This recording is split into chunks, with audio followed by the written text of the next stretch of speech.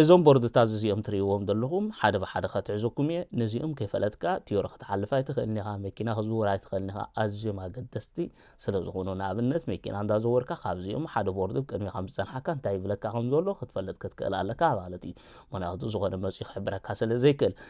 እቲ ቦርዲ እንታይ ይብል ከም ዘሎ ወይ እንታይ ይሕብር ከም ዘሎ ክትፈልጥ ኣለካ ስለዚ ሓደ ብሓደ ክትሕዘኩም እየ ሳብስክራይብ ግበሩ ትምህርትና ንኸይድ እዛ ቀዳመይቲ እንታይ ትብለና ዘላ እስኻ እንዳዘወርካ እዛ ቀዳመይቲ ቦርድ ትሪእዋ ዘለኹም ዕፁው እያ ትብለና ዘላ እንታይ ማለት እዩ ዕፁው ብኣኻ ዕፁው ብንየው ከዓ ዕፁው ምክንያቱ ዝኾነ ኣብቲ ፅርግያ ክሰርሑ ከለዉ ብኣኻ ይዓፅዎ ብንየው ከዓ ዕፁው ብክልቲኡ ዕፁው እዩ ትብለካ ዘሎ ባይደ ማለት እዩ ብንየውን ብኣኻን ማለት እዩ እታ ካልኣይቲ ግን በዚ ከይተኣቱ ምክንያቱ ብንየው ሓንቲ መኪና ተምፅእ ጥራያ ዘላ እታ ፅርግያ ብንየው ንሓንቲ መኪና ጥራያ ተሕልፍ በዚ ከይተኣቱ ሕጂ ንኣብነት ሓንቲ ፀባብ ፅርግያ ተልያስ ሓደ ሰብ መፅእ ተልዩስ ኣብዊኻ ትፅበዮ ስጋብ ዝሓልፍ እዚ ከዓ እንታይ ትብለካ ዘሎ በዚ ከይተኣቱ ዕፁው እዩ መኪና ትበሃል በዚ ክትኣቱ ኣይፍቀድኒ ብንየው ንሓንቲ መኪና ተሕልፍ ጥራያ ዘላ ዳቀዳመይቲ ግን እንታይ ኢልና ብኣኻ ዕፁው ብንየው ከዓ ዕፁው ብክልቲኡ ዕፁው ዝኾነ ዝሓልፍ የለን በቲ ፅርግያ ምክንያቱ ሰርሑ ስለ ዘለዎ ማለት እዩ እታ ካልኣይቲ ግን ንሓኻ ጥራይ ዕፁው ትብለካ ዘሎ እምበር ብንየው ዝመፁ ኣለዉ ናብኻ ገፆም ዝወፁ ኣለዉ ማለት እዩ እዛ ቦርዲ መበሳሰይቲ ትሪእዋ ዘለኹም ንኣብነት ሕጂ ንጎን እያ ዘላ ትኺላ ትመፅእ ትኺላ እንተላ ላዕሊ ገፃ እሳ ማለት ንዓኻ ሳተላትካ ንዑንካ እዛ ካልኣይቲ ኣላቶም ማለት እዩ ስለዚ እዛ ሳልሲት ቦርዲ እንታይ ትብል ተላ ንዓይ ሰዓበኒ እያ ትብለካ ዘላ ንኣብነት ሕጂ ወይ ንፀጋም ገፅካ ኸይድ ወይ ንየማን ሕጂ ንፀጋም ገፃ ተመልክት እንተልያ ግዴታ ንፀጋም ገፅካ ጥራይ ከይድ እያ ትብለካ ዘላ ምክንያቱ ናብቲ ሓደ ገፅካ ክትኸይድ ኣይፍቀድኒ ማለት እዩ ናታ ትሕብረካ ዘላ ናብኣ ገፅካ ክትከይድ ኣለካ ንዓይ ሰዓበኒ እያ ትብለካ ዘላ ንዓይ ሰዓበኒ እንታይ ማለት እዩ ንፀጋም ተመልክታ ትልካ ፀጋም ገፅካ ትኸይድ ንየማን ኣመልኪታ ልካ እንተሊኻ ንየማን ገፅካ ጥራይ ክትኸይድ ምክንያቱ ንየማን ኣመልኪታ ትልካ ኮላ ንፀጋም ድበሃል ክትከይድ የብልካን ማለት እዩ ወይ ፀጋም ኣመልኪታ ትልካ ኮላ ንየማን ክትከይድ ኣይፍቀድኒ ኣስተውዕል ናብታ ራብዐይቲ ትኸይድና ናብ ራብዐይቲ ከዓ በዚ መኪና ክትሓልፍ ኣይፍቀዳኒ እንታይ ማለት እዩ መኪና በዚ ክትሓልፍ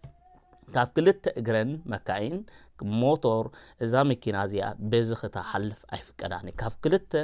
ጓማ ንላዕሊ ዘለወን በዚ ክሓልፋ ኣይፍቀደኒ እዩ ትብለኩም ዘሎ ወላ ሞቶር ወላ መኪና ክትሓልፍ በዚ ኣይፍቀድኒ ናብ መበል ሓሙሻይ ትኸይድና በጣሕ በዚ ክትሓልፍ ኣይፍቀድኒ ትብለና ዘሎ በጣሕ በዚ ክትሓልፍ ኣይፍቀድኒ ትብለና ዘሎ ናብ መበል ሻዱሸይቲ ትኸይድና መበል ሻዱሸይ ንበፂሕና ኣለና ትራክተር በዚ ክትሓልፍ ኣይፍቀድኒ ሕጂ ትራክተር ጥራይ ኮነን ዝብለካ ዘሎ እንኮላይ ከዓ ካብ 25 ንላዕሊ ዝፍጥነትን በዚ ክሓልፋ ኣይፍቀደኒ كما حجي تريوا تليخو تالك كما تمثل بورد تريوا دلهم أببل شابعيت الله مالتي أما بشابعيت زلا أو نريان زلنا تراكتر ريالنا تبرم في تراح مشان تغير كار ريالنا سايكل كأخو من ريالنا إزين بزخا أطوى أي فكرني عصويت ولا نزلوا نافتا مبلشامني تتغيرنا مستوطات إثا مكينا بدحريخ توطات إثغيركا بزخت أطو عصويت ولا نزلوا خت أطو أي فكركاني ስለዚህ በዚህ ተአቱ አይፈቀረካኒ ይዱለካዶሎ ዕጹ ይዱለካዶሎ እንደና ታሽዓይተ ተኸና ነዚ በዓል ሞተር በዚህ አቱ አይፈቀሮኒ ዕጹ ይብለና ነው በዓል ሞተር በዚህ አቱ ዕጹ ይብለና ነው አጂና በይነኸይት ናበበል 10 ተኸይት መበል 10 ተኸታየት ብለና ዘላ ንበዓል ሞተር ንበዓል መኪናን በዚህ አቱ አይፈቀድኒ ዕጹ ይብለና ነው ተዲያትኩም ዶ 10 ሓደ ተኸይና እታም ብሮም ፊትስካ በዚ ክትኣቱ ዕጹ ይብለና ኣሎ እና መበል 10 ተኸይና እዛ በዓል ሳይክል በዚ ክትኣቱ ኣይፍቀድኒ ዕጹ ይብለና ዘሎ ምክንያቱ እዚኦም ኩሎም ዳርጋ ድበዝሑ ኩሎም ንሪኦም ዘለና በዚ ክትኣቱ ፍቁድ ኣይኮነን ዕጹ እዮም ትብልካ ዘለዉ ማለት እዩ ነቲ ደመልክትሉ ዘለዉ ማለት እዩ እዛ ቦርድ እዚኣ ትብለና ዘላ ካብ 2.3 ስትሪእዎ ዘለኹም 2 ንርኢ ኣለና ብድሕሪኡ ሕንጢብ ገይሩ 3 ገይሩ ኣሎ እታ ኤምትሪእዎ ዘለኹም ከዓ ሜትሮ ማለት እዩ እዛ ቦርድ እዚኣ ካብ 2 እዛ ሕንጢብ 3 ሜትሮ ዝግፍዓ መኪና በዚ ክትኣቱ ፍቁድ ኣይኮነን ዕጹ ይብለና ዘሎ ሕጂ መኪና ገፋሕቲ ኮይና እቲ ፅርግያ ኣዝዩ ፀቢብ እንተኮይኑ እሞ ካብ 2.3 ሜትሮ ዝግፍሓት ኮይና መኪና በዚ ክትኣቱ ይትኽእል ምክንያቱ ክትቀቀርያ ብክልተ ጎኒ ማለት እዩ ስለዚህ እዛ ቦርድ እዚኣ እንተሪኢኻያ መኪናኻ ትፈልጣ ትኾንካ ኣዝያ ከፋእቲ ኮይና በዚ ክትኣቱ ትኽእልኻ ብካልእ ፅርግያ ጌርካ ትኸይድ ማለት እዩ ስለዚ መኪናኻ ግዴታ ክትፈልጣ ክትክእል ኣለካ ስለዚ እቲ ፅርግያ ገፊሕ ኣይኮነን ንኸምዚ ገፊሕ ኣይኮነን ፀቢብ እዩ በዚ ፀቢብ ከዓ ክትሓልፍ ኣይትኽእልኒ ኣይትብለና ዘሎ ሕጂ ኩሉ ሰብ እተን ትሪእዎ ዘለኹም ኣብ መንጎ ብክልተ ጎኑ ትሪእዎ ዘለኹም ሕንጢብ እሰንየን ብዛዕባ ጎኒ እነግራና ከም ዘለዋ ንፈልጥ ማለት እዩ ስለዚ ጎኒ ትብለካ ዘላ ብራኽ ኣይኮነን ቁመት ኣይኮነን ማለት እዩ ንኸይድ ናብ ካልእ እዛ ቦርድ እዚኣ ትሪእዋ ዘለኹም ካብ ሰለስተ እቲ ሓንቲ ወይ እንታይ ኢልና እያ ጎኒ ኢና ኢልና እተን ሕንጢብ ትሪእዎን ዝነበርኩም ብጎኒ እየን ነይረን እዚኣ ከዓ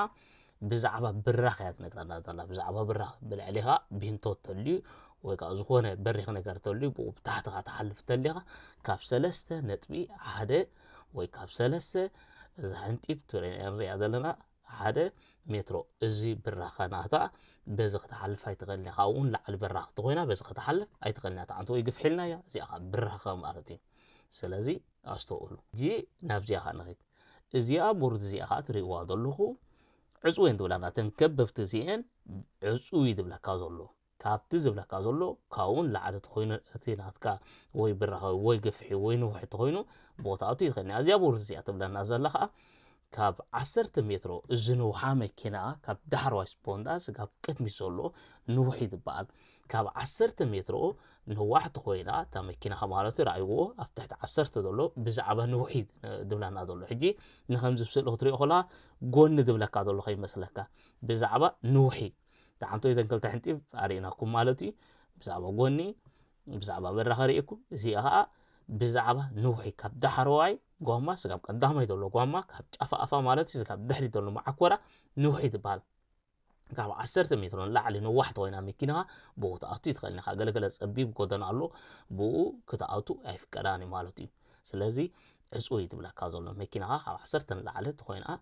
በዚኣ ክትኣቱ ኣይፍቀደካኒ ካብኡ ንታሕቲ ግን ክትኣቱ ትኽእል ኢኻ ማለት እዩ ስለዚ ክትጥንቀቑ ኣለኩም እዛ ቦርድ እዚኣ ትሪእዋ ዘለኹም ከምዚኦም ዝመስሉ ቦርድታት ስሉስ ኩርናዕ ማለት እዩ መጠንቀቕታ ኢልናዮም ኣውሪድዮም ኣለኹ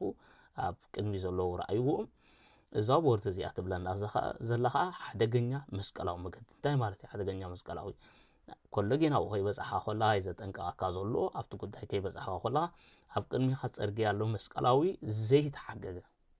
ኣብቲ ፅርግያ ቀዳምነት ኣለካ ዝብል የለን ነቶም ብየማን ብፀጋም ዝኾኑ ዝኾነ ዓይነት ቦርድ የብሎም ስለዚ ዘይተሓገገ ፅርግያ ሓደገኛ ፅርግያ ዘይተሓገገ ማለት እዩ እዛ መስቀላዊ ትሪእዋ ተኾንኩም ሓደገኛ ፅርግያ ኣብ ቅድሚኻ ስለ መስቀላዊ ስለ ዘሎ ተጠንቀቕ ብለካ ኣሎ ከይድካ ብየማንካ ዝመፀካ ትሕልፎ ብፀጋምካ ንዓኻ የብልፈካ ግን ክትጥንቀቕ ክትከል ኣለካ ተጠንቀቕ ብለካ ኣሎ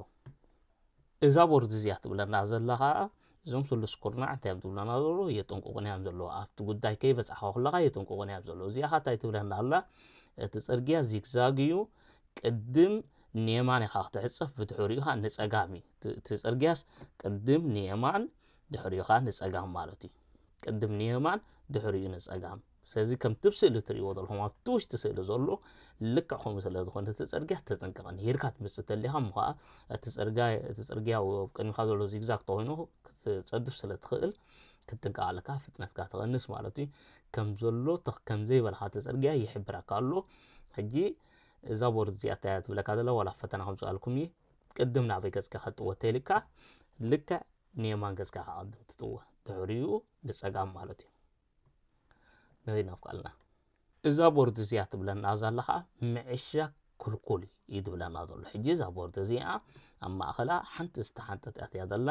ኣብዛ ዓሽካያ መኪናኻ ክትከይድ ኣይትኽእልኒ ኢኻ እንታይ ኣብዚ ክትገብር ይፍቀደካ ሰብ ክትውርድ ክትፅዕን ንብረት ከተራግፍ ዝኾነ ክትገብር ኣብዚ ንግዚኡ ትኽእል ኢኻ ኣብዚ ዓሽካያ ግን መኪናኻ ክትከይድ ኣይፍቀድኒ ምክንያቱ እዚኣ እንታይ ትብሎ ምዕሻግ መኪና ክልኩል እዩ ዝብለና ዘሎ ሕጂ ነዚ ኣምፅኡ ኣብዚ ሰብ ከተውርድ ፍቀደካ ተይልካ ንብረት ክትፅዕን ፍቀደካ ክትራግፍ ፍቀደካ ዝኾነ ከምፃልካ ክእል እዩ ስለዚ ዝኾነ ጠጠው ኢልካ ኣብኡ ኣብ ውሽጢ መኪናኻ ኮንካ ክትፅበ ዝኾነ ክትገብር ትኽእል ኢኻ ግን ነዊሕ ኣብኡ ክትውዕል ኣይፍቀድኒ ስለዚ ክትከይድ ኣለካ ማለት እዩ ኣብዚ ዓሽካያ መኪናኻ ክትከይድ ኣይፍቀድኒ ንስኻ ብለካ ዝኾነ ዝተፈላለዩ ሕቶታት እዩ ዘምፃልካ መኪናኻ ዓፂኻያ ወሪትካ ትኸይድ ኣለካ ተይልካ ስለዚ ከም ምዕሻግ ይትሕሰብ ዋላ 5 ደቂቃ ትኾን ካብ መኪናኻ ወፂኻ ክትከይድ ተሊኻ ከም ምዕሻግ እያ ትሕሰብ ስለዚ ኣብዚኣ ዓሽጋ መኪናኻ ወፂኻ ክትከይድ ኣይፍቀድኒ ዋግን ኮፊልካ ተፀቢኻ ዝኾነ ሰብ ክሰቀል ከተውርድ ትኽእል ኢኻ ሕጂ እዛ ቦርድ እዚኣ እንታይ ትብለና ዘላ እዛ ቦርድ እዚኣ ትብለና ዘላ ንሕና በዝ ዘለና ዓዲ ፍሉኽታ ሃፈን ትበሃል መብዛሕትኡ ኣብዚ ሃይወይ ወይ ካብ ናይ ሚእቲኻ ትረኽባ እዚ ማለት መዕቀቢት እያ ማለት እዩ ንኣብነት ዝኾነ ሓደጋ ምስ ተጋጥመካ ወይ መኪናኻ ምስ ትበላሽወካ ወይ ስኻ ኣብዴት ዝውረሉ ግዜ ምስ ትበፅሕ ወይ ምስ ተሓምም ዝኾነ ማለት እዩ ኣብ ናይ ሓደጋ እዋን ጥራይ ሕጂ ንኣብነት መኪናኻ እንተተበላሽያትካ ኣብዚኣ ወፂኻ ጠጠው ትብል ማለት እዩ ኣብዚኣ ግን ቴሌፎን ክትድውል መሰጅ ከተንብብ ዝኾነ ፅሑፍ መፂካ ከተንብብ ሰብ ከተውረት ክሰቀል ዝኾነ ነገር ኣይፍቀደካን እዩ እዚኣ ናይ ሓደጋ ልክዕ ከምዛ ዘላታ ኣብ መሬት ቅርፅላ ከምኡኻ ብቦርድላ ማለት እዩ ስለዚ ኣብዚ ዝኾነ ክትገብር ኣይፍቀደካን እዩ ማለት እዩ ስለዚ ኣስተውዕሉ